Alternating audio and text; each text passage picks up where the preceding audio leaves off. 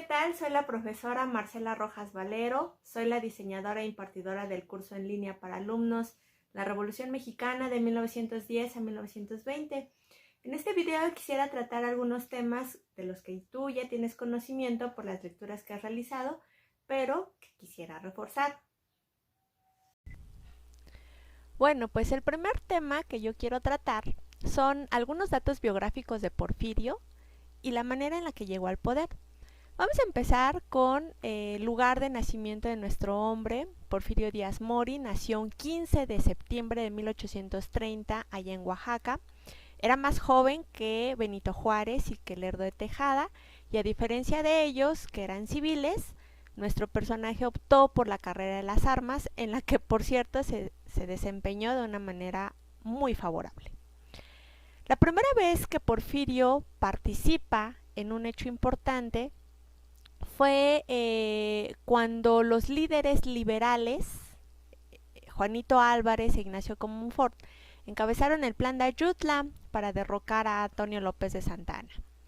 Posteriormente, en 1862, el 5 de mayo, en la llamada Batalla de Puebla, bajo las órdenes del general Ignacio Zaragoza, Porfirio Díaz también participó en este enfrentamiento, en donde el ejército mexicano logró detener por un año el avance de los franceses. Más adelante, como todos ya lo sabemos, como ustedes ya lo sabrán, los franceses llegaron con más refuerzos y se instauraron en la capital de nuestro país con el apoyo de los conservadores mexicanos. Trajeron de Europa a un personaje, a Maximiliano de Habsburgo, que se convirtió en el segundo emperador de nuestro país. Con el tiempo, el joven Max fue perdiendo apoyos importantes que sostenían su gobierno.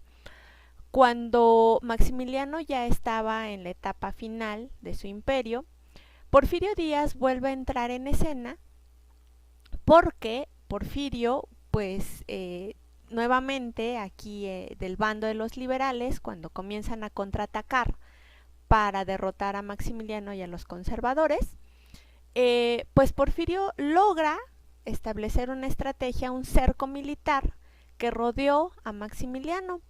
Maximiliano finalmente va a ser hecho prisionero en Querétaro, va a ser fusilado, pero aquí lo importante es que Porfirio Díaz se va a convertir con esta victoria para derrotar a Maximiliano y a los conservadores en una especie de héroe militar, de héroe nacional. Se convirtió en alguien popular y en alguien reconocido. Aprovechando esta popularidad y esta fuerza política, Porfirio Díaz va a participar y se va a lanzar como candidato presidencial en 3 ocasiones. De esas 3 ocasiones, 2, Porfirio va a desconocer los resultados electorales. La primera vez que Porfirio hace esto será en 1871, al frente del Plan de la Noria. Su bandera de lucha era la no reelección. Estaba en contra de la reelección de Benito Juárez. Benito había ganado por otra ocasión la presidencia y pues iba a comenzar su 4º periodo presidencial, ¿no? Más adelante, en 1876, Benito muere en el 72, asume el poder el ministro de la Suprema Corte de Justicia, Lerdo de Tejada, y en el 76 Lerdo vuelve a organizar elecciones, gana esas elecciones y Porfirio desconoce el resultado al frente del plan de Tuxtepec.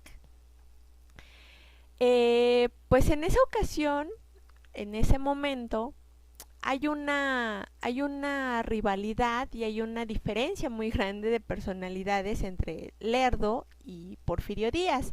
Lerdo de Tejada, que ya habíamos comentado, era un abogado, era un civil, pues no tenía el apoyo del ejército y tampoco era muy popular. En cambio, Porfirio Díaz pues era muy joven, era militar, era popular, tenía el apoyo del ejército Y pues al frente del plan de Tuxtepec, Lerdo de Tejada no tuvo otra opción más que renunciar a la silla presidencial y abandonar al país. Porfirio Díaz con esto se impone como el personaje más importante del escenario político y entra triunfante a la Ciudad de México en noviembre de 1876 y con este acontecimiento da inicio ese periodo histórico muy importante que duró más de 30 años que conocemos como Porfiriato.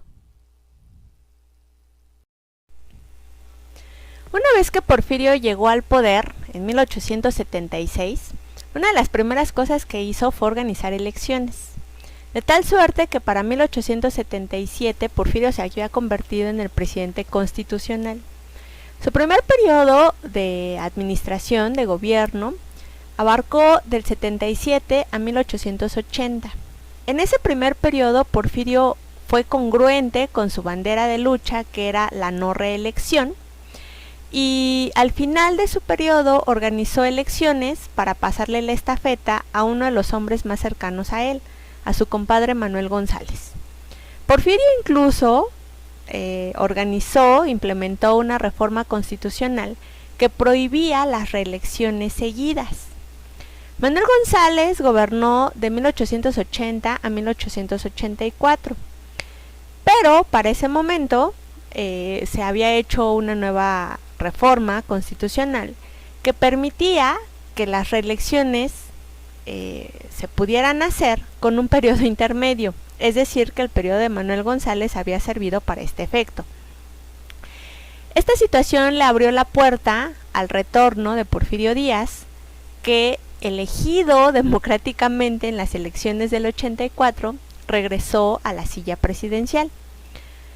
Porfirio gobernó del 84 al 88 en su segundo periodo de gobierno, pero para ese momento, pues Porfirio había implementado una nueva reforma constitucional que permitía las reelecciones seguidas, continuas y de manera ilimitada prácticamente.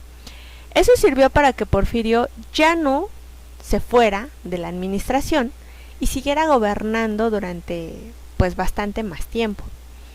El tercer periodo presidencial de Porfirio comenzó en el 88, terminó en el 92, del 92 al 96, del 96 a 1900, de 1900 a 1904, de 1904 a 1910, porque para este momento una nueva reforma constitucional había alargado el periodo presidencial de 4 a 6 años. En 1910, Porfirio vuelve a ganar las elecciones, pero en ese caso, en esa situación, con la figura de un vicepresidente. Porfirio no pudo terminar su octavo y último periodo presidencial, que habría terminado hasta 1916, porque en 1910 estalla la Revolución Mexicana, que es el tema de este curso. Sin embargo, antes de entrar de lleno a la Revolución Mexicana, vamos a detenernos un poco más en las características de los más de 30 años de administración porfiriana. Todos ustedes saben que es un periodo bastante largo. Los investigadores por ello la han dividido en 3 diferentes etapas. La primera etapa, que abarcó del 76 al 1888, la segunda etapa del 88 a 1908 y la tercera y última etapa, que son los últimos años de 1908 a 1911. En otro video más adelante vamos a detenernos un poquito para ver las características principales de cada una de estas etapas.